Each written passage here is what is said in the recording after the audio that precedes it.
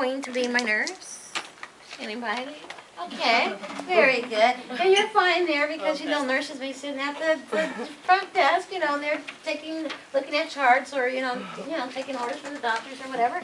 So that's fine. I'm coming from the lab because, remember, we're not stationed, just up on the floor. We're in the outpatient lab until we need to go to the floor, right? Alrighty. There's the ward clerk. Hi, Suki. How you doing today? Good. How are you? Good, good. Hi, nurse. How's it going? Good. Miss doing good. How are you? Good. Thanks. I'm fine. Talk to you later. Okay. Hello? Yes, hello, ma'am. How are you today? My name is Simone. I'm a phlebotomist. Is it okay if I draw your blood? Yes? Okay. Thank you. I'll be right back. So now what I'm going to do is, the reason why I went to the patient's room is to make sure the patient's there. Okay, because sometimes you'll go in the rooms there, you'll go get the nurse, patient's not there, and you broke her from her, whatever they're doing and so forth, so on. So I know I need to go get the nurse and told the patient that, so I'm going to go get the nurse. Hello, Nurse Dion? I have a patient in room blah, blah, blah, and I need a ID. I have a ABO to do, so I need an ID. Okay? Let me gather that for you. Okay. You can just meet me in a room. Okay. Thank you. Am I coming in? Okay. Alrighty. So I need for you to read the ID band letter by letter out loud for me, and then the date of birth and MRN. And sometimes the nurses forget, don't know, whatever the case might be. And if they're not doing the process right, you have to tell them what is right, because you both are going to sign off. You get what I mean by that? So, be polite. Just kind of educate them if they need a little coaching there. Okay, go ahead, nurse. I'm ready. Okay, I have last name, N as in Nancy, G-U-Y-E-N. First name Truck, T-R-U. C as in cat. Yes. Date of birth, 3/3/1933. Yes. And the MRN number? MRN number is 798. Yes. 321. Okay. 6464. Great. Now, nurse, can I get you to sign a second line, please? Sure. Thank you. You have a good day. Thank you. Good luck, sir. Maybe that's why they're here, huh? Okay. All right. Thank you. So now you can go ahead and draw the blood. The nurse can leave. They don't have to watch you draw the blood. They've done what they needed to do, okay? So I'm just going to go ahead and draw the blood. That's just for 2 RBCs there. So, how you doing today? I'm sorry. It's like Darth Vader. This is only going to take a moment. Almost done.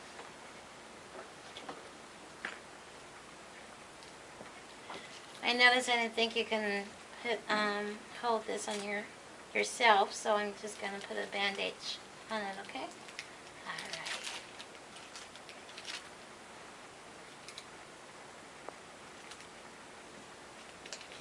Not bleeding? Beautiful. Thank you. Be out your way in a second. Reel up. So now what I need to do is sign, date, time, form, and label. And I advise you all to say it the same way I said it. When you try to break it up in 3 or 2 parts, you'll miss something. But if you say sign, date, time, and that's nothing new because we do that with everything, right? We sign, date, time, everything. Form and labels, okay? Because you're going to put the label on the tube of blood now. You get that? On the and time, it's gonna, do you have to put AM or PM? doesn't matter as long as you're consistent with both. So if you have to use the AM and PM if you know what I'm saying. You just kind of put 842. You've got to put that AM or PM. Okay. We do like military or military time? is fine. Military is fine. So again, that's sign, date, and timed here, and it's sign, date, and time here. And if they don't match, if you had today's date at 7:30 today's date at 8:30, they will reject running this. That's that critical. Okay? All right. Questions? But a white blood cell could be okay for one person, but not okay inside somebody else's body. You get what I mean by that? Does that kind of make sense? What I'm getting at is they irradiate blood. Irradiated blood is like a gamma ray that kills the nucleus cell, a part of the cell. So it can't duplicate foreign leukocytes, and it can't, overtake somebody else's blood once it's in their body. So again, if they didn't do that and they put it in there, the white blood cells from there would attack the body. Or duplicate something If it had a from the disease. previous, from the donor. Oh, okay. Okay, which might not be good for that person. Okay, does that make sense to you? Alrighty. The other part of that is immunocompromised folks is better to receive the leukocyte reduced blood.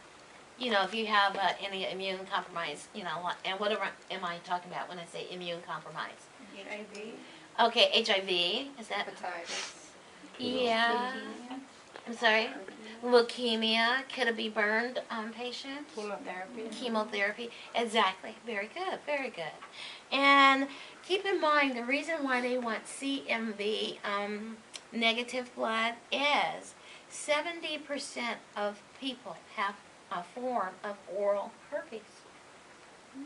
So, again, we want that to be taken away so we're not infecting people that are receiving blood. Does that all make sense to you? So do all three of those, the leukocytes reduced, all three of those tests get performed at the same time? Or does that gamma ray destroy all of those? Or what?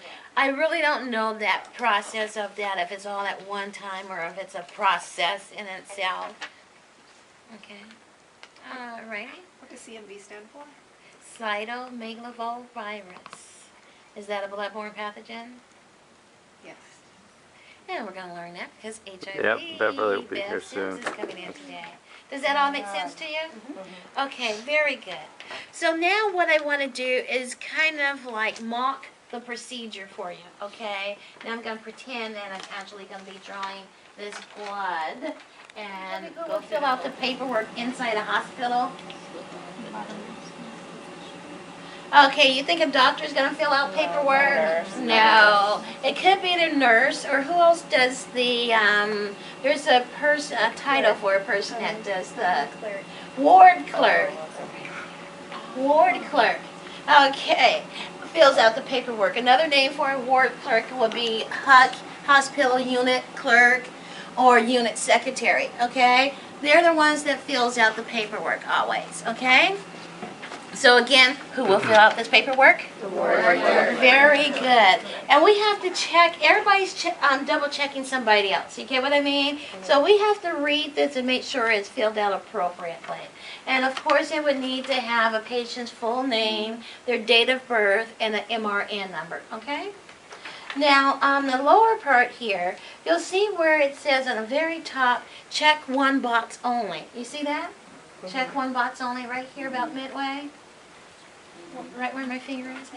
Now, why that is important is because you don't want one box to cancel out another box, or one box and the other, if you check another one, it doesn't make sense. It no longer makes sense. You understand what I mean by that? So, referring to, you can have a within 4 hour, you find that one, that box checked, as long as you don't have a hold sample. It no longer makes sense. Do you get that? Because a hold sample, the blood center is going to session it in and do nothing with that sample unless it's ordered.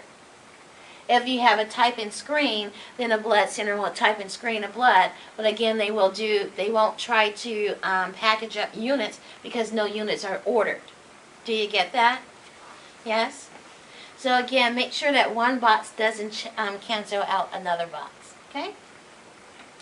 Now, in the lower part to where you see 3 lines, you'll see where it says on the below, person completing request, right?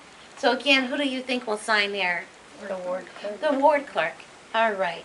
Now, if we can look at the instructions, you'll notice, the longer sheet, you'll notice that it says, the instruction for the nurse is to come in a patient's room with you, and the nurse is going to read off letter by letter the last name, the date of birth, and the MRN number.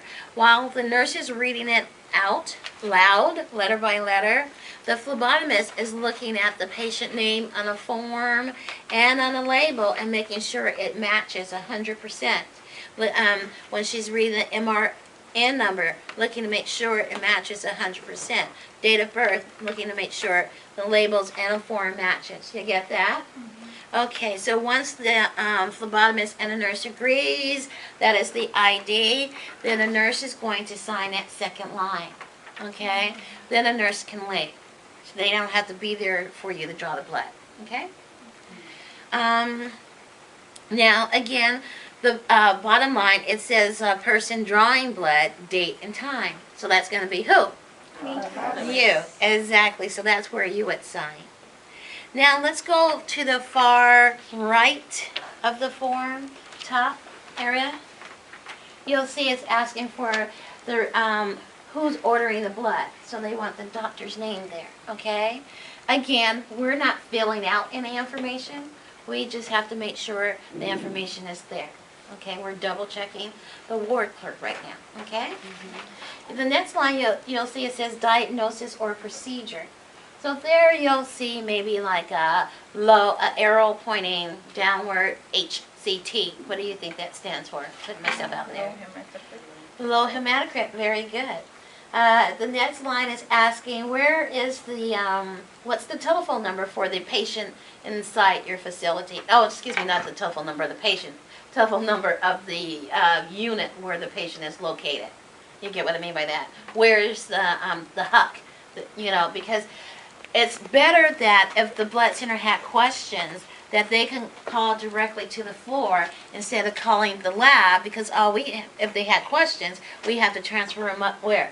To the floor. You get that? So if the blood center had questions, if they knew the phone number, they can call directly to that floor. Okay?